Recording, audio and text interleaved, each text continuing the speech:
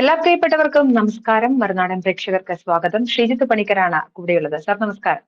നമസ്കാരം. സർ, നമുക്കറിയാം പഹൽഗാം അറ്റാക്കിന് ശേഷം ഇന്ത്യ അതിശക്തമായി തിരിച്ചടിക്കുന്നു. അതിനുശേഷം ഒരു സീസ് ഫയർ വരുന്നു.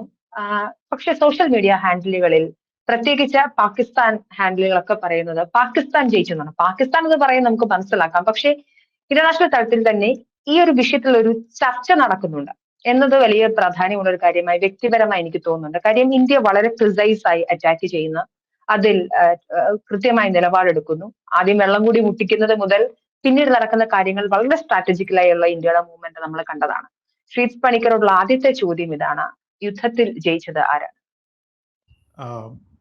മനുജ, ഏതൊരു യുദ്ധവും അതിനൊരു പ്രഖ്യാപിതമായിട്ടുള്ള ഒരു ലക്ഷ്യത്തിന്റെ അടിസ്ഥാനത്തിലാണ് തുടങ്ങുക.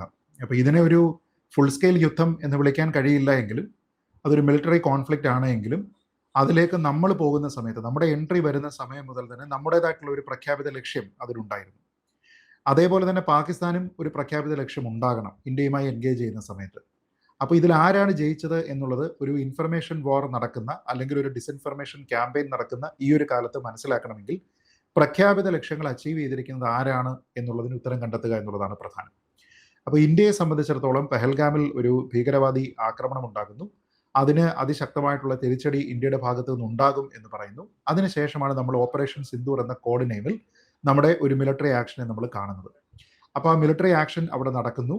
അതിൻ്റെ പ്രഖ്യാപിത ലക്ഷ്യമായിട്ട് നമ്മൾ തന്നെ ആദ്യം പറഞ്ഞിരുന്നത് പാകിസ്ഥാനിലുള്ള 9 ടെറർ ഔട്ട്ഫിറ്റുകളെ നമ്മൾ പൂർണ്ണമായിട്ടും ന്യൂട്രലൈസ് ചെയ്യുക എന്നുള്ളതായിരുന്നു. അപ്പോൾ അതിൻ്റെ ഭാഗമായിട്ട് 9 കേന്ദ്രങ്ങളിൽ നമ്മളൊരു പ്രിസിഷൻ അറ്റാക്ക് നടത്തി. അതുവഴി ലഷ്കർ ഇ തൈബയുടെ മുറിദ്കയിലുള്ള അവരുടെ ബേസ്, അവരുടെ ഹെഡ്ക്വാർട്ടേഴ്സ്, അതേപോലെ പഹൽഗാമിലുള്ള ജെയ്ഷെ മുഹമ്മദിന്റെ ഹെഡ്ക്വാർട്ടേഴ്സ്, അവിടെയുള്ള നിരവധി ഭീകരർ, അതിൽ തന്നെ മൗലാന മസൂദ് അസറിന്റെ കുടുംബാംഗങ്ങൾ അടക്കമുള്ള അദ്ദേഹത്തിന്റെ സെക്കൻഡ് കമാൻഡ് ഉൾപ്പെടെയുള്ള നിരവധി ആൾക്കാരെ എല്ലാം നമ്മൾ അന്ന് വകവരുത്തി. നമ്മുടെ ഒഫീഷ്യൽ കണക്കനുസരിച്ച് 100-ലധികം തീവ്രവാദികളെ നമ്മൾ അന്ന് കൊന്നിട്ടുണ്ട് എന്നാണ് പറയുന്നത്. അപ്പോൾ ഓപ്പറേഷൻ സിന്ദൂറിന്റെ ലക്ഷ്യം എന്തായിരുന്നു എന്ന് വെച്ചാൽ അത് ഈ ഒരു പരിപാടി തന്നെയായിരുന്നു. അതായത് 9 ടെററിസ്റ്റ് കേന്ദ്രങ്ങളെ നിർവീര്യമാക്കുക, ഒരു സ്ട്രാറ്റജിക് ആയിട്ടുള്ള ഒരു അറ്റാക്ക്, ഒരു സർജിക്കൽ അറ്റാക്ക് നടത്തുക. നേരത്തെ ബാലക്കോട്ടിൽ ഉണ്ടായിരുന്നത് ഒരു സെന്ററിലായിരുന്നുവെങ്കിൽ ഇത് 9 ഇടങ്ങളിലാണ്. അതിൽ തന്നെ വിവിധ തീവ്രവാദി കേന്ദ്രങ്ങളെ ന്യൂട്രലൈസ് ചെയ്യുന്നു, അവരുടെ ഇൻഫ്രാസ്ട്രക്ചർ എല്ലാം തന്നെ നശിപ്പിക്കുന്നു തുടങ്ങിയ കുറേ കാര്യങ്ങളാണ് നമ്മളുടെ പ്രഖ്യാപിതമായിട്ടുള്ള ലക്ഷ്യമായിട്ടുണ്ടായിരുന്നത്. അപ്പോൾ അത് നമ്മൾ പൂർത്തീകരിച്ചോ എന്ന് ചോദിച്ചു കഴിഞ്ഞാൽ നിശ്ചയമായിട്ടും നമ്മളത് പൂർത്തീകരിച്ചു. കാരണം അതിൻ്റെ എവിഡൻസ് ഉൾപ്പെടെയുള്ള കാര്യങ്ങൾ ന്യൂട്രലായിട്ടുള്ള ഇൻഡിപെൻഡന്റ് ഏജൻസികൾ, വാർത്താ മാധ്യമങ്ങളൊക്കെ തന്നെ റിപ്പോർട്ട് ചെയ്യുന്നത് നമ്മൾ കണ്ടതാണ്. മുരീദ്കയിലായിക്കോട്ടെ, ബാവൽപൂരിലായിക്കോട്ടെ, ഇവിടെ എല്ലാവരും നമ്മൾ കണ്ട ചിത്രങ്ങൾ കണ്ടതാണ്. അപ്പോൾ അങ്ങനെ നോക്കിക്കഴിഞ്ഞാൽ ഓപ്പറേഷൻ സിന്ദൂർ അതിൻ്റെ പൂർണ്ണമായിട്ടുള്ള പ്രഖ്യാപിതമായിട്ടുള്ള ഒരു ലക്ഷ്യം പൂർത്തീകരിച്ചു എന്ന് വെച്ചാൽ വളരെ ഡിസൈസീവായിട്ടുള്ള ഒരു ജയം ഇന്ത്യക്ക് കിട്ടി എന്നാണ്. പക്ഷെ അവിടെ വെച്ച് തീർന്നില്ല. അതിൻ്റെ ഒരു സെക്കൻഡ് പാർട്ട് എന്ന് പറഞ്ഞാൽ പാകിസ്ഥാൻ അതേ നാണയത്തിൽ തിരിച്ചടിക്കും എന്ന് പറഞ്ഞിരുന്നു.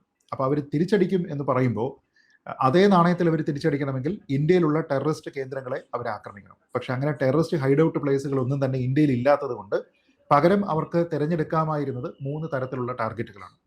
അതിൽ 1 സിവിലിയൻ ഏരിയയാണ്, 2 മിലിറ്ററി ഏരിയയാണ്, 3 നമ്മുടെ ഏതെങ്കിലും ഒരു എക്കണോമിക് ടാർഗറ്റാണ്. അപ്പോൾ ഇതിൽ ഈ എക്കണോമിക് ടാർഗറ്റുകളെ അവർ അറ്റാക്ക് ചെയ്യുന്നില്ല, സിവിലിയൻ ഏരിയകളെ കൂടുതലായിട്ട് നേരിട്ട് അറ്റാക്ക് ചെയ്യുന്നില്ല. പക്ഷേ അവർ പലപ്പോഴും അതിർത്തിയിലുള്ള പല സ്ഥലങ്ങളിലും ഷെല്ലിംഗ് ഒക്കെ തന്നെ വില്ലേജുകളിലേക്കൊക്കെ തന്നെ വിടുകയും വില്ലേജേഴ്സിനെ ആക്രമിക്കുകയും ഒക്കെ ചെയ്തപ്പോൾ സിവിലിയൻ അറ്റാക്കിലേക്ക് അവർ വന്നു എന്ന് തന്നെ പറയണം. മറ്റൊന്ന്, അവർ നമ്മുടെ പ്രധാനപ്പെട്ട 4 എയർബേസുകളെ ന്യൂട്രലൈസ് ചെയ്യുന്നതിന് വേണ്ടിയിട്ടുള്ള ഒരു ശ്രമം കൂടി അവരുടെ ഭാഗത്തു നിന്നുണ്ടായി. എന്ന് വെച്ചാൽ പാകിസ്ഥാന്റെ പ്രഖ്യാപിതമായിട്ടുള്ള ലക്ഷ്യം ആ സമയത്ത് എന്തായിരുന്നു? നമ്മുടെ സിവിലിയൻ സംഭവം അവർ ഓൺ ചെയ്യുമെന്ന് എനിക്ക് തോന്നുന്നില്ല. എക്കണോമിക് ടാർഗറ്റുകൾ അതിൽ ഉണ്ടായിട്ടുമില്ല. പകരമുള്ളത് നമ്മുടെ എയർബേസുകളെ നിർവീര്യമാക്കുക എന്നുള്ളതാണ്. അപ്പോൾ അതിൻ്റെ ഭാഗമായിട്ട് അവരുടെ തന്നെ പ്രഖ്യാപനം എന്നത് നമ്മളൊരു വേള കണ്ടതാണ്. അവരുടെ സൈനിക മേധാവി, എയർഫോഴ്സിന്റെ മേധാവി തന്നെ, പാക് എയർഫോഴ്സിന്റെ മേധാവി തന്നെ പറയുന്നത് 6 എന്നൊക്കെയാണ്. അതായത് നമ്മുടെ 6 വിമാനങ്ങളെയൊക്കെ തന്നെ അവർ അടിച്ചിട്ടു എന്ന രീതിയിലത്തേക്ക് പറയുന്നു. തന്നെയുമല്ല നമ്മുടെ സൈനിക ബേസുകളെയൊക്കെ തന്നെ അവർ ആക്രമിച്ചു, നമ്മുടെ S-400 ഉൾപ്പെടെയുള്ള ഈ ഇത്തരത്തിലുള്ള മിസൈലുകളെയൊക്കെ തന്നെ ചെറുക്കുന്ന പ്രതിരോധ സംവിധാനങ്ങളെല്ലാം തന്നെ തകർത്തു എന്നൊക്കെയാണ് അവർ ക്ലെയിം ചെയ്തത്.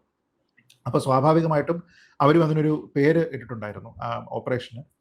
അപ്പോൾ ആ പേര് ഉള്ള ആ ഓപ്പറേഷൻ പൂർത്തീകരിക്കണമെങ്കിൽ അവർ ഈ പറഞ്ഞിരിക്കുന്ന എല്ലാ കാര്യങ്ങളും അവർ നേടണം. തിരിച്ച് ഇന്ത്യക്കും അപ്പോൾ ഒരു പ്രതികരണം ഉണ്ടായി. ഇന്ത്യയുടെ ആ പ്രതികരണത്തിൽ നമ്മൾ പറഞ്ഞിരുന്നത് വളരെ മെഷേർഡ് ആയിട്ടുള്ള റെസ്പോൺസ് ആണ് വരിക, വളരെ റെസ്പോൺസിബിൾ ആയിട്ടുള്ള ഒരു മിലിറ്ററി സ്ട്രൈക്ക് മാത്രമാണ് ഉണ്ടാവുക, അത് വളരെ പ്രൊപ്പോർഷനേറ്റ് ആയിരിക്കും. ഒരു ഘട്ടത്തിലും അത് എസ്കലേറ്റ് ചെയ്യാതിരിക്കാനായിട്ട് നമ്മൾ ശ്രദ്ധിക്കും എന്നാണ്. അതിന്റെ ഭാഗമായിട്ട് ഒരു കമ്മിറ്റ്മെന്റ് റീഇറ്ററേഷനും കൂടി ഉണ്ടായി, ഒരു റീഅഷുറൻസ്. അതായത് സിവിലിയൻ കേന്ദ്രങ്ങളെയോ മിലിറ്ററി കേന്ദ്രങ്ങളെയോ ആക്രമിക്കില്ല എന്നുള്ളതായിരുന്നു നമ്മുടെ ഒരു പ്രോമിസ്. പക്ഷേ നമ്മുടെ എയർബേസുകളെ അവർ ആക്രമിച്ചതുകൊണ്ട് നമുക്ക് തിരിച്ച് അതേ നാണയത്തിൽ അവർക്കൊരു മറുപടി നൽകേണ്ടുന്ന സാഹചര്യമുണ്ടായി. പക്ഷേ സിവിലിയൻ ഏരിയകളെ നമ്മൾ അറ്റാക്ക് ചെയ്യില്ല എന്നുള്ള പ്രഖ്യാപിതമായിട്ടുള്ള നമ്മുടെ ഒരു ലക്ഷ്യമുണ്ടായി. അപ്പോൾ നമ്മുടെ 4 ബേസുകളെയാണ് അവർ ടാർഗറ്റ് ചെയ്യാനായിട്ട് ശ്രമിച്ചത് എങ്കിൽ നമ്മൾ അവരുടെ ഏതാണ്ട് 1 ഡസനോളം എയർബേസുകളെ 11 എയർബേസുകളെ നമ്മൾ ആക്രമിച്ചു. അതിൽ എയർബേസുകളുണ്ട്, അതേപോലെ തന്നെ അവരുടെ റേഡാർ ഇൻസ്റ്റലേഷൻ സെന്ററുകളുണ്ട്, കമാൻഡ് ആൻഡ് കൺട്രോൾ സെന്ററുകളുണ്ട്. ഇതിനെയെല്ലാം തന്നെ നമ്മൾ ആക്രമിച്ചു. ഏതാണ്ട് 1.5 മണിക്കൂർ മുതൽ 3 മണിക്കൂർ വരെ വരുന്ന സമയം കൊണ്ടാണ് പാകിസ്ഥാനിൽ ഏതാണ്ട് 1 ഡസൻ സ്ഥലത്ത് ഒന്നിച്ച് നമ്മൾ പ്രഹരമേൽപ്പിക്കുന്നത്. അപ്പോൾ അതും വളരെ കൃത്യമായിട്ടുള്ള ഹൈ ഡെഫിനിഷൻ തെളിവുകളോട് കൂടിയിട്ടാണ് നമ്മൾ അതിനെ പുറത്തുവിടുന്നത്. ബിഫോർ ആൻഡ് ആഫ്റ്റർ ചിത്രങ്ങൾ, വീഡിയോകളെല്ലാം തന്നെ നമ്മളത് കാണിച്ചു. പിന്നെ നമ്മൾ പറയുന്നത് ഏതെങ്കിലും ഡോക്ടേഡ് ആയിട്ടുള്ള എവിഡൻസ് അല്ല എന്നുള്ളതിനെ അന്താരാഷ്ട്ര ഏജൻസികൾ തന്നെ, ഇൻഡിപെൻഡന്റ് സാറ്റലൈറ്റുകളൊക്കെ തന്നെ അവരുടെ ദൃശ്യങ്ങൾ വഴി കൺഫേം ചെയ്യുകയും ചെയ്തു. ഒരുപക്ഷെ നമ്മൾ കാണിച്ചതിനേക്കാൾ കൂടുതൽ high definition, high quality imagery അവർ തന്നെ കൊണ്ടുവരികയും ചെയ്തു. അപ്പോൾ അങ്ങനെ നോക്കിക്കഴിഞ്ഞാൽ അടിക്ക് തിരിച്ചടി എന്ന ഭാഗത്തും നമ്മുടെ പ്രഖ്യാപിത ലക്ഷ്യങ്ങൾ എന്ന് പറയുന്നത് അവരുടെ എയർബേസുകളെ ന്യൂട്രലൈസ് ചെയ്യുക എന്നുള്ളതായിരുന്നുവെങ്കിൽ, അവരുടെ ജെറ്റുകളെ വീഴ്ത്തുക എന്നുള്ളതായിരുന്നുവെങ്കിൽ നമ്മളത് അച്ചീവ് ചെയ്തു എന്നുള്ളത് തെളിവ് സഹിതമാണ് നമ്മൾ പറയുന്നത്. മറിച്ച് പാകിസ്ഥാനെ സംബന്ധിച്ചിടത്തോളം തെളിവ് എന്നൊരു കാര്യത്തിനെ അവർക്ക് കൊണ്ടുവരാനായിട്ട് സാധിച്ചില്ല. അപ്പോൾ ഓപ്പറേഷൻ സിന്ദൂർ ആണെങ്കിലും അതിനുശേഷമുള്ള തിരിച്ചടിയാണ് എങ്കിലും നമ്മൾ എന്താണോ പ്രഖ്യാപിച്ചിരുന്നത് അത് നമ്മൾ പൂർണ്ണമായിട്ടും അച്ചീവ് ചെയ്തു. മറിച്ച് പാകിസ്ഥാൻ ഈ പറഞ്ഞിരിക്കുന്ന ഒരു കാര്യവും അച്ചീവ് ചെയ്തില്ല എന്നത് മാത്രമല്ല, പാകിസ്ഥാന്റെ ഭാഗത്തു നിന്നുണ്ടായ ഏറ്റവും പ്രധാനപ്പെട്ട പ്രശ്നം, ഇന്ത്യയുടെ ഇതുവരെ ഉണ്ടായിരുന്ന ആരോപണം, പ്രത്യേകിച്ച് പഹൽഗാം അറ്റാക്ക് നടന്ന സമയത്തുണ്ടായിരുന്ന ആരോപണം എന്താണോ അത് ശരിയാണ് എന്ന് അവർ പരോക്ഷമായിട്ട് സമ്മതിക്കുകയും, ഈവൻ പരോക്ഷമല്ല പ്രത്യക്ഷമായിട്ട് തന്നെ സമ്മതിക്കുകയും സ്വയം എക്സ്പോസ് ചെയ്യുകയും ചെയ്തു. കാരണം അവിടെ സൈനിക കേന്ദ്രങ്ങളെ അല്ല നമ്മൾ ആക്രമിച്ചത്, ആദ്യം ആക്രമിച്ചിരിക്കുന്ന ടെററിസ്റ്റ് കേന്ദ്രങ്ങളെയാണ്. അപ്പോൾ ടെററിസ്റ്റ് കേന്ദ്രങ്ങളെ ആക്രമിക്കുന്ന സമയത്ത് അതിന് മുന്നോടിയായി അല്ലെങ്കിൽ അത് കഴിഞ്ഞ സമയത്തും പാകിസ്ഥാൻ തന്നെ പറഞ്ഞിരുന്നത് ഞങ്ങളുടെ നാട്ടിൽ ടെററിസ്റ്റ് കേന്ദ്രങ്ങളൊന്നും തന്നെ ഇല്ല എന്നും, പാകിസ്ഥാനാണ് ദക്ഷിണേഷ്യയിൽ ഏറ്റവും കൂടുതൽ തീവ്രവാദത്തിന്റെ വിക്ടിമായിട്ടുള്ള രാജ്യം എന്നുമാണ്.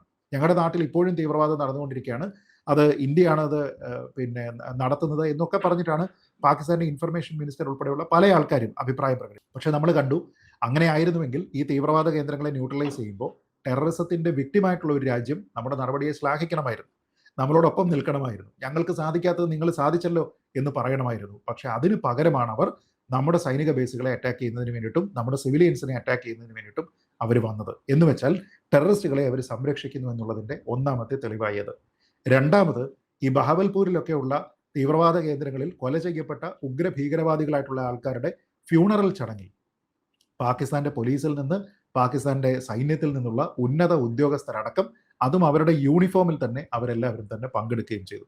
എന്ന് വെച്ചാൽ ഈ തീവ്രവാദികളായിട്ടുള്ള ആൾക്കാരോട് UN ഉൾപ്പെടെയുള്ള ഏജൻസികൾ, ടെററിസ്റ്റ് ഓർഗനൈസേഷൻ ഇത് ഡെസിഗ്നേറ്റ് ചെയ്തിരിക്കുന്ന ഓർഗനൈസേഷനിലെ സെക്കൻഡ് ഇൻ കമാൻഡ് ഉൾപ്പെടെയുള്ള ആൾക്കാരുടെ ഫ്യൂണറലിൽ പാകിസ്ഥാന്റെ സൈന്യവും പോലീസും പങ്കെടുത്തു എന്ന് വെച്ചാൽ അവരുടെ രാജ്യത്ത് ടെററിസത്തിന് അവർ ഇത്രത്തോളം പിന്തുണ നൽകുന്നുണ്ട് എന്നത് വ്യക്തമായി. അപ്പൊ തെളിവുകൾ ഹാജരാക്കാനായിട്ട് അവർക്ക് സാധിക്കുന്നില്ല. സ്വയം തീവ്രവാദവുമായി ബന്ധപ്പെട്ട് അവർ എക്സ്പോസ് ചെയ്യപ്പെട്ടു. ഒപ്പം ഇന്ത്യക്കെതിരെ ആഘാതം ഏൽപ്പിക്കാനോ അവരുടെ പ്രഖ്യാപിതമായിട്ടുള്ള ഒരു ലക്ഷ്യം പൂർത്തീകരിക്കാനോ അവർക്ക് കഴിഞ്ഞില്ല എങ്കിൽ നമ്മുടെ രാജ്യം ചെയ്തിരിക്കുന്നത് നമ്മുടെ പ്രഖ്യാപിതമായിട്ടുള്ള മിലിറ്ററി ഒബ്ജക്റ്റീവ്സ് എന്തൊക്കെയാണ്, ഡിക്ലെയർഡ് പൊസിഷൻ, അത് നമ്മൾ അച്ചീവ് ചെയ്തു. ഒപ്പം പാകിസ്ഥാനെ നമ്മൾ എക്സ്പോസ് ചെയ്തു.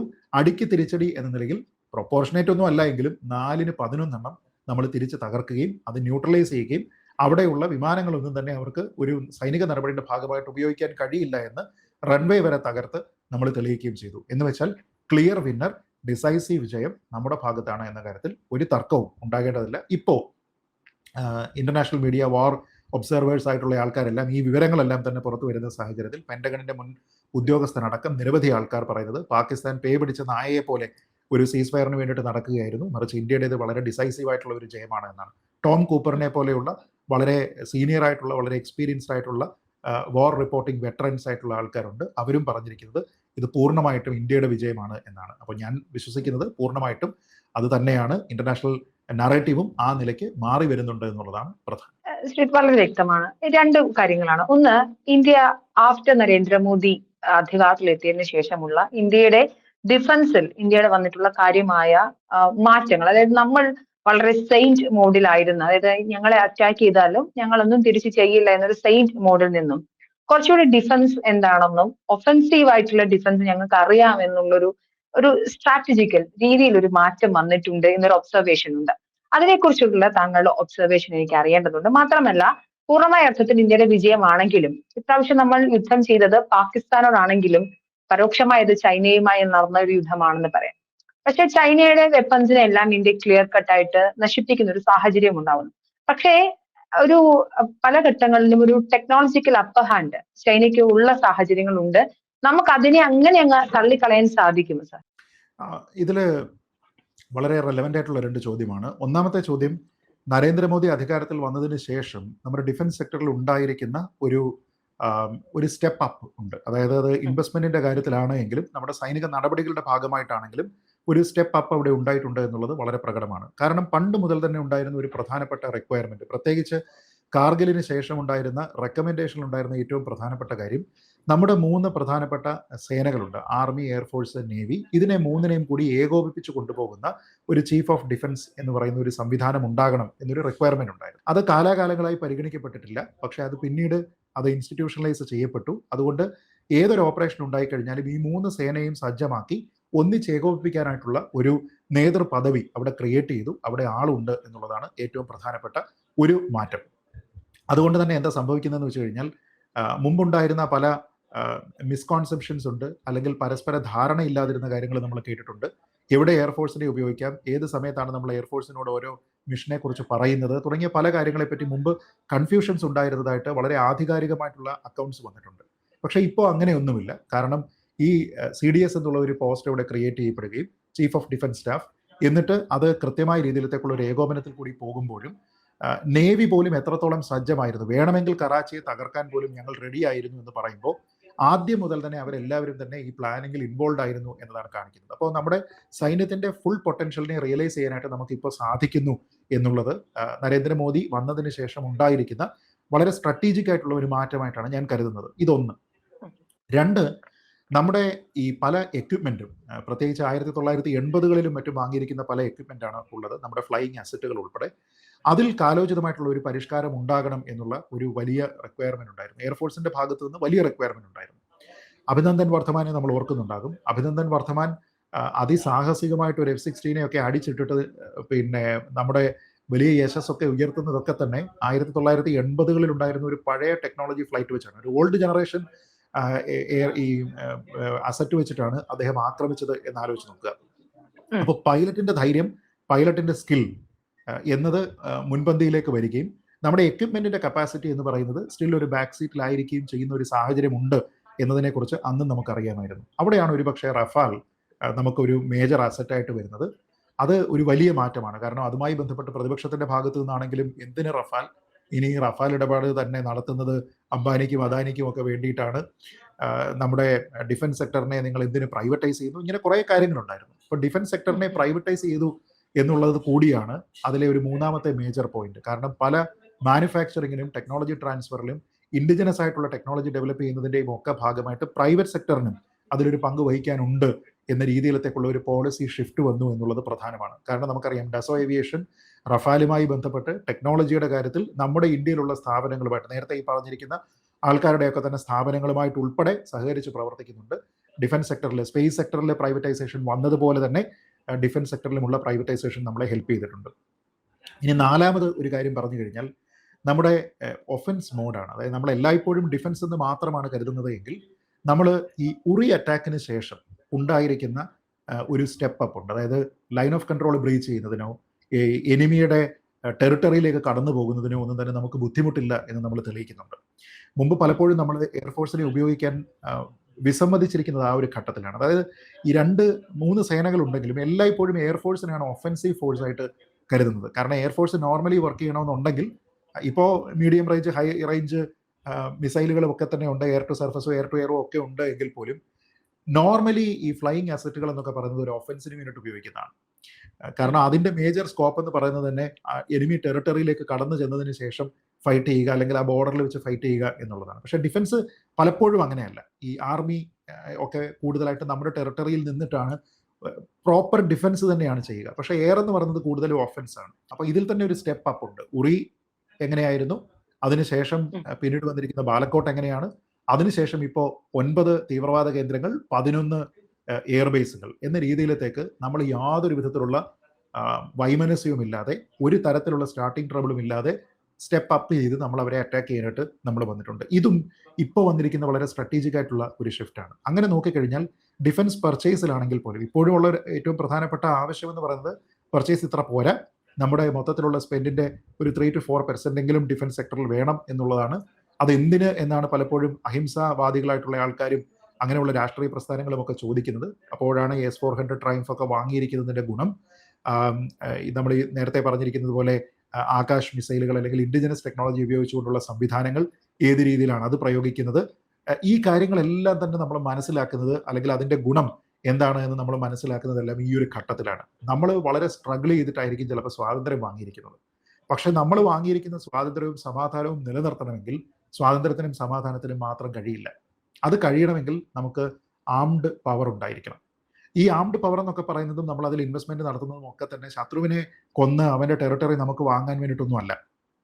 മറിച്ച് ഞാൻ ഇത്രത്തോളം എക്വിപ്ഡ് ആണ്, അതുകൊണ്ട് നീ എൻ്റെ വീട്ടിലേക്ക് കടന്ന് ആക്രമിക്കേണ്ടതില്ല എന്നുള്ള ഒരു സന്ദേശമാണ്. ഇപ്പോൾ ഒരു രാജ്യം ന്യൂക്ലിയർ പവർ ആവുന്നത് എന്തിനാണ്? ഞാൻ എൻ്റെ ന്യൂക്ക് വെച്ച് നിന്നെ അങ്ങ് ഇല്ലാതെയാക്കും എന്നതിനല്ല, പക്ഷെ ഞാനൊരു ന്യൂക്ലിയർ പവർ ആണ്, അതുകൊണ്ട് എന്നോട് കളിക്കുന്നത് സൂക്ഷിച്ച് വേണം എന്നുള്ള ഒരു ഡെറ്ററൻ്റ് ആയിട്ടാണ് നമ്മൾ ഇതിനെല്ലാം ഉപയോഗിക്കുന്നത്. അപ്പോൾ നമ്മൾ അവിടെ കുറേ വളരെ സ്ട്രാറ്റജിക് ആയിട്ടുള്ള കുറേ അസറ്റുകൾ വാങ്ങുന്നതിന് കുറേ ഇൻവെസ്റ്റ്മെന്റ് നടത്തി. റഫാല് കൂടുതലായിട്ട് നമ്മളിപ്പോൾ വാങ്ങുന്നുണ്ട്, കൂടുതൽ ടെക്നോളജി ട്രാൻസ്ഫറും മറ്റു കാര്യങ്ങളും നടക്കുന്നുണ്ട്. അപ്പോൾ അതുകൊണ്ട് നരേന്ദ്രമോദി വന്നതിന് ശേഷം 2014 മുതൽ ഉണ്ടായിരിക്കുന്ന ഒരു ടാക്ടിക്കൽ ഷിഫ്റ്റ്, ഒരു ടെക്നോണിക് ഷിഫ്റ്റ് എന്ന് പറയാവുന്ന രീതിയിൽ നമ്മൾ കുറേയധികം മാറ്റങ്ങൾ വരുത്തിയിട്ടുണ്ട്. അത് നമ്മളെ ഹെൽപ്പ് ചെയ്തു എന്നുള്ളത് ഒന്നാമത്തെ കാര്യം. അതിൻ്റെ രണ്ടാമത്തെ ഭാഗത്ത് ചോദിച്ചിരുന്നത് ചൈന പോലെയുള്ള ആൾക്കാരുടെ എക്വിപ്മെൻ്റ് ആണ്. ഇപ്പോൾ ചൈനയുടെ J-10 ഒക്കെ മോശമാണെന്നുള്ള അഭിപ്രായമൊന്നും ആരും പറയുമെന്ന് എനിക്ക് തോന്നുന്നില്ല. പക്ഷെ അവരുടെ JF-17 ആണെങ്കിലും J-10 ആണെങ്കിലും ഒക്കെ തന്നെ അതിനെ പ്രതിരോധിക്കുന്നതിനുള്ള, അതല്ലെങ്കിൽ അതിനെ അറ്റാക്ക് ചെയ്യുന്ന ടെക്നോളജിയും സംവിധാനങ്ങളും നമുക്കുണ്ട് എന്നുള്ളതാണ് പ്രധാനം. തന്നെയുമല്ല, ഒരു വാർഫെയർ പോലെയുള്ള ഒരു സാഹചര്യത്തിലേക്ക് പോകുന്ന സമയത്ത് F-16 വിമാനങ്ങളാണെങ്കിലും ഒക്കെ തന്നെ എത്രത്തോളം ഇൻഫീരിയർ ആണ് നമ്മുടെ സൈനികരുടെ കരുത്തിന് മുന്നിൽ, അവരുടെ നിശ്ചയദാർഢ്യത്തിന് മുന്നിൽ, നമ്മുടെ എക്വിപ്മെന്റിന്റെ സുപ്പീരിയോറിറ്റിക്ക് മുന്നിൽ എന്ന് നമ്മൾ വളരെ വ്യക്തമായിട്ട് കാണിച്ചു കൊടുത്തു എന്നുള്ളതാണ് ഇതിലെ വളരെ പ്രധാനപ്പെട്ട ഒരു കാര്യം. അതുകൊണ്ട് തന്നെയാണ് നമ്മൾ അവരുടെ പല എക്വിപ്മെന്റുകളും തകർത്തു. നമ്മുടെ പട്ടാളക്കാരെല്ലാവരും തന്നെ, അത് നമ്മുടെ ഫ്ലൈയിങ് പൈലറ്റ്സ് എല്ലാവരും തന്നെ സേഫായിട്ട് തിരിച്ചു വന്നു എന്ന് പറഞ്ഞു. അതിനുശേഷം എന്തെങ്കിലും ക്ലാരിറ്റി കുറവുണ്ടെങ്കിൽ പ്രസ് ഇൻഫർമേഷൻ ബ്യൂറോ പിന്നീട് പറഞ്ഞിരിക്കുന്ന ഒരു സ്റ്റേറ്റ്മെന്റിൽ പറഞ്ഞിരിക്കുന്നത് നമ്മുടെ അസറ്റുകൾക്കൊന്നും തന്നെ നഷ്ടമുണ്ടായിട്ടില്ല എന്നാണ്. അപ്പോൾ പാകിസ്ഥാൻ പറഞ്ഞിരിക്കുന്ന കാര്യങ്ങളെല്ലാം തന്നെ തെറ്റാണ് എന്ന് തെളിയുകയും ചെയ്തു.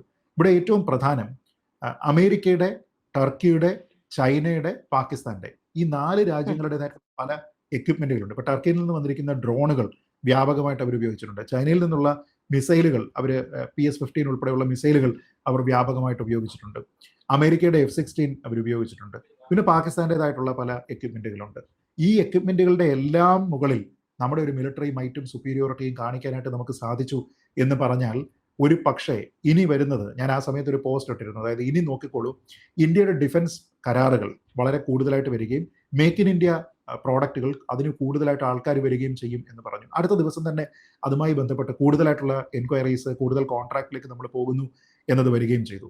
അതിനോടൊപ്പം ടർക്കിയുടെ എക്വിപ്മെന്റിനാണെങ്കിലും അതേപോലെ തന്നെ അമേരിക്കയുടെ എക്വിപ്മെന്റിനാണെങ്കിലും ചൈനയുടെ എക്വിപ്മെന്റിനാണെങ്കിലും ഈ രീതിയിലത്തേക്കുള്ള ഒരു ബൂസ്റ്റ് ഉണ്ടാകാനുള്ള സാധ്യത കുറവുമാണ്. കാരണം അവരുടെ എക്വിപ്മെന്റ് തന്നെ നഷ്ടപ്പെട്ടിട്ടുണ്ട് എന്നുള്ളത് ഇപ്പോൾ പ്രൂവൺ ആയിട്ടുള്ള ഒരു ഫാക്റ്റാണ്.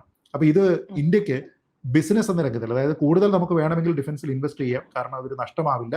നമ്മുടെ ഡിഫൻസ് എക്സ്പോർട്ട് ഇനി കൂടാൻ പോവുകയാണ് എന്നുള്ള ഒരു കാര്യം കൂടിയുണ്ട്. കാരണം ഇതെല്ലാം തന്നെ വാർ പ്രൂവൺ അല്ലെങ്കിൽ ബാറ്റിൽ പ്രൂവൺ ആയിട്ടുള്ള കാര്യങ്ങളായിട്ട് മാറിയിരിക്കുക. നമ്മുടെ ബ്രഹ്മോസ് ഒന്നും നമ്മൾ ഉപയോഗിച്ചിട്ടുണ്ടായിരുന്നല്ലോ. ഈ രീതിയിലത്തേക്ക് നമ്മുടെ ആകാശ് തീറോ അല്ലെങ്കിൽ ആകാശോ ഒന്നും തന്നെ നമ്മൾ ഉപയോഗിക്കേണ്ടുന്ന സാഹചര്യം ഉണ്ടായിരുന്നില്ല. പക്ഷെ ഇതെല്ലാം തന്നെ ഒരു കോൺഫ്ലിക്റ്റ് ഉണ്ടാവുകയാണെങ്കിൽ വിത്തിൻ മിനിറ്റ്സ് നമ്മൾ റെഡിയാണ്, വി ആർ വാർ റെഡി എന്ന ഒരു സന്ദേശം കൊടുക്കുകയും കൃത്യമായിട്ട് നമ്മൾ അതിനെ ഉപയോഗിക്കുകയും ഡിഫൻസ് സംവിധാനം പോലെ S-400 ട്രയംഫ് ഒക്കെ ഉപയോഗിക്കുന്നത് മറ്റുള്ള ആൾക്കാർ ഉപയോഗിക്കാൻ, അല്ലെങ്കിൽ ഇപ്പോൾ റഷ്യ തന്നെ അതിനെ ഉപയോഗിക്കാൻ പരാജയപ്പെട്ടിട്ടുണ്ടെങ്കിൽ നമ്മളതിനെ എങ്ങനെയാണ് ഏറ്റവും ഒപ്റ്റിമൈസ് ചെയ്തിട്ട് മറ്റുള്ള സംവിധാനങ്ങളുടെ ഒപ്പം ഉപയോഗിക്കുന്നത് എന്നൊക്കെ നമ്മൾ ഡെമോൺസ്ട്രേറ്റ് ചെയ്തു. അപ്പോൾ ആ ഒരു ടെക്നോളജിയുടെ കാര്യത്തിലാണെങ്കിലും നമ്മുടേതായിട്ടുള്ള മേക്ക് ഇൻ ഇന്ത്യ പ്രോഡക്റ്റിന്റെ കാര്യത്തിലാണെങ്കിലും കൂടുതൽ സ്വീകാര്യത ഉണ്ടാവുകയും ചെയ്യും. ഒരു പക്ഷേ ഞാൻ കരുതുന്നത് ഇതിന്റെ ഒരു പീസ് ബ്രോക്കർ ചെയ്തു എന്നൊക്കെ പറഞ്ഞ് ഇത് പെട്ടെന്ന് ഈ കോൺഫ്ലിക്റ്റ് അവസാനിപ്പിക്കുക എന്നുള്ള ഒരു താല്പര്യം അമേരിക്കയ്ക്ക് ഉണ്ടാകുന്നതിന്റെ ഒരു പ്രധാനപ്പെട്ട കാരണം പോലും ഇത് കൂടുതൽ സംഘർഷത്തിലേക്ക് പോയി കഴിഞ്ഞാൽ അമേരിക്കയുടെ എക്യുപ്മെന്റ് ഇന്ത്യ തകർക്കുകയാണ് എങ്കിൽ അത് അമേരിക്കയുടെ ഡിഫൻസുമായി ബന്ധപ്പെട്ട അവരുടെ എക്സ്പോർട്ടിനെ സാരമായി ബാധിക്കും എന്നുള്ള ഒരു ചിന്ത പോലും ഒരുപക്ഷെ അവരുടെ പിന്നിൽ ഈ ഒരു തീരുമാനത്തിന് അല്ലെങ്കിൽ അങ്ങനെയുള്ള പ്രഖ്യാപനത്തിനൊക്കെ പിന്നിൽ ഉണ്ടാകാനുള്ള സാധ്യത പോലും വളരെ കൂടുതലാണ്. കാരണം അമേരിക്കയ്ക്ക് എല്ലായ്പ്പോഴും ട്രേഡാണ് പ്രധാനം. അപ്പൊ അതുകൊണ്ട് ഇന്ത്യയുടെ ഡിസൈസീവ് ആയിട്ടുള്ള ഒരു വിജയം, വളരെ ഡിപ്ലോമാറ്റിക് ആയിട്ടുള്ള ഒരു വിജയം എന്നാണ് ഞാനതിനെ കാണുന്നത്. സർ, എന്റെ അവസാനത്തെ ചോദ്യം, ഇപ്പോൾ പല ഇടങ്ങളിൽ നിന്നും ഇന്ത്യ ചർച്ചയ്ക്ക് തയ്യാറാവണം എന്നുള്ള വാദങ്ങളൊക്കെ വരുന്നുണ്ട്. അത് പാകിസ്ഥാന്റെ പ്രധാനമന്ത്രി ഉൾപ്പെടെയുള്ള ആളുകൾ മോദിയോട് ചർച്ചയ്ക്ക് തയ്യാറാണെന്ന് പറയുന്ന ഘട്ടത്തിലേക്ക് എത്തിയിരിക്കുന്നു. ഇന്ത്യ അങ്ങനെ ഒരു ചർച്ചയ്ക്ക് തയ്യാറാവേണ്ടതുണ്ടോ പാകിസ്ഥാനോട് എന്നൊരു ചോദ്യത്തിന് മറുപടി പറഞ്ഞാൽ നമുക്ക് ഈ ചർച്ച അവസാനിപ്പിക്കാൻ പറ്റും. അതുമായി ബന്ധപ്പെട്ട് വളരെ ക്ലിയർ ആയിട്ടുള്ള ഒരു സ്റ്റേറ്റ്മെന്റ് പ്രധാനമന്ത്രിയുടെ ഭാഗത്ത് നിന്ന് തന്നെ വന്നിട്ടുണ്ട്. അദ്ദേഹം പറയുന്നത് പാകിസ്ഥാനുമായി ചർച്ചയ്ക്ക് റെഡിയാണ്, പക്ഷേ രണ്ട് വിഷയങ്ങൾ മാത്രമേ നമ്മൾ ചർച്ച ചെയ്യാനായിട്ട് തയ്യാറാവുകയുള്ളൂ. അതിലൊന്ന് ടെററിസമാണ്, തീവ്രവാദം അവസാനിപ്പിക്കുക എന്നുള്ള ഒരൊറ്റ ലക്ഷ്യത്തിൽ ആ ഒരു വിഷയത്തിനെ ചർച്ച ചെയ്യുന്നതിന് വേണ്ടിയിട്ട് തയ്യാറാണ് എന്ന് നമ്മൾ പറയുന്നുണ്ട്. രണ്ടാമത്തേത് പാകിസ്ഥാൻ ഒക്യുപ്പൈഡ് കാശ്മീരിനെ കുറിച്ച് ചർച്ച ചെയ്യാം എന്നാണ്. ഇത് വീണ്ടും ഒരു ടാക്ടിക്കലായിട്ടുള്ള ഒരു ചെറിയ ഷിഫ്റ്റ് അതിലുണ്ട്. ടെററിസവുമായി ബന്ധപ്പെട്ട എല്ലാ കാലവും ചർച്ചയ്ക്ക് നമ്മൾ തയ്യാറായിട്ടുണ്ട്. പക്ഷെ നേരത്തെ നമ്മൾ പറഞ്ഞിരുന്ന വിഷയം, അജണ്ട എന്നത് കാശ്മീർ വിഷയമാണ്. കാശ്മീർ വിഷയം ചർച്ച ചെയ്യാം എന്ന് പറഞ്ഞാൽ അത് പാകിസ്ഥാന്റെ ഭാഗത്തിരിക്കുന്ന, അവർ അഡ്മിനിസ്റ്റർ ചെയ്യുന്ന കാശ്മീരുണ്ട്, നമ്മുടെ ഭരണത്തിന് കീഴിലുള്ള കാശ്മീരുണ്ട്. അപ്പൊ കാശ്മീർ വിഷയം എന്ന് പറയുമ്പോൾ നമ്മൾ പറയുന്ന ഈ Pakistan illegally occupied Kashmir POK ഉണ്ട്, നമ്മുടെ കാശ്മീരും ഉണ്ട്. പാകിസ്ഥാനെ സംബന്ധിച്ചിടത്തോളം ആസാദ് കാശ്മീർ എന്ന് അവർ വിളിക്കുന്ന അവരുടെ ഭാഗവുമുണ്ട്, Indian illegally occupied Jammu and Kashmir എന്ന് അവർ പറയുന്ന നമ്മുടെ കാശ്മീരും ഉണ്ട്. പക്ഷെ ഇപ്പോൾ ഇന്ത്യ പറയുന്നത് കാശ്മീർ വിഷയം ചർച്ച ചെയ്യാമെന്നല്ല, പാകിസ്ഥാൻ ഒക്യുപ്പൈഡ് കാശ്മീർ വിഷയം ചർച്ച ചെയ്യാമെന്നാണ്. എന്ന് വെച്ചാൽ നമ്മുടെ കാശ്മീരിനെ പറ്റി ഇനി ചർച്ചയില്ല, അതിനെപ്പറ്റി നമുക്ക് തീരുമാനം എടുത്തു കഴിഞ്ഞു, ചർച്ചയില്ല. പാകിസ്ഥാൻ ഒക്യുപ്പൈഡ് കാശ്മീരുമായി ബന്ധപ്പെട്ട ചർച്ച എന്ന് പറഞ്ഞാൽ എന്താ, അത് നിങ്ങൾ കീപ്പ് ചെയ്യണോ എന്നാണോ? അങ്ങനെ ഇന്ത്യ ഒരിക്കലും പോവില്ല.